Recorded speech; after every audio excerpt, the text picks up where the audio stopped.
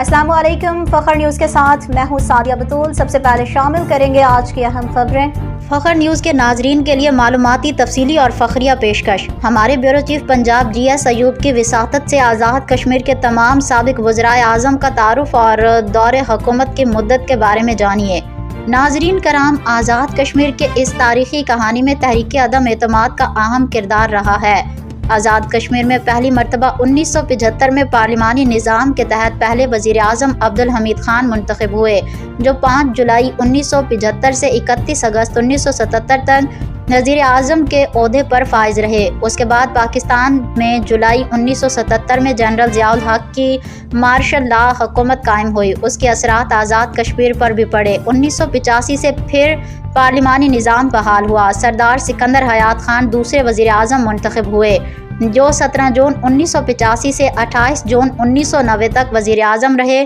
اس کے بعد موجودہ وزیر اعظم کے والد محترم تیسرے وزیر اعظم منتخب ہوئے۔ راجہ ممتاز حسین راٹھور 29 جون 1990 سے لے کر 5 جولائی 1991 تک وزیر اعظم رہے۔ پھر اسمبلی توڑ دی، نئے انتخابات ہوئے۔ چوتھے وزیر اعظم سردار محمد عبدالقیوم خان منتخب ہوئے۔ 29 جولائی 1991 سے 29 جولائی 1996 تک سردار عبدالقیوم خان وزیر اعظم کے عہدے پر فائز رہے۔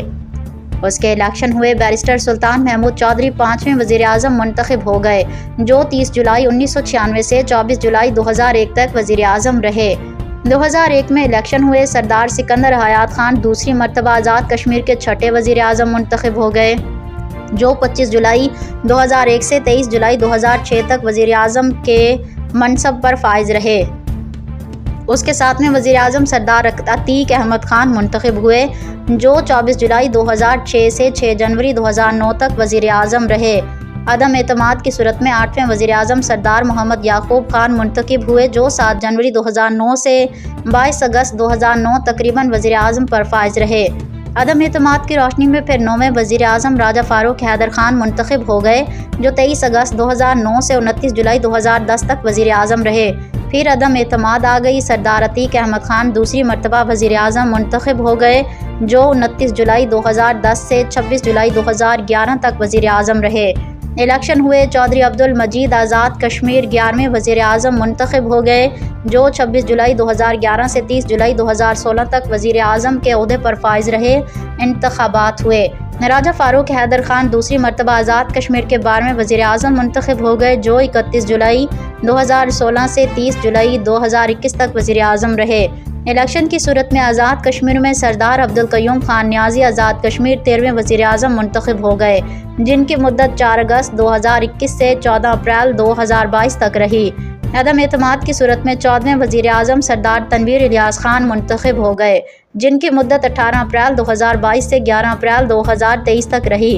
عدالتی فیصلے کی روشنی میں ڈسکوالیفائی ہونے کے بعد 15ویں وزیر اعظم چودھری انوار الحق منتخب ہو گئے، جن کی وزارت عظمیٰ کی مدت 20 اپریل 2023 سے 17 نومبر 2025 تک رہی۔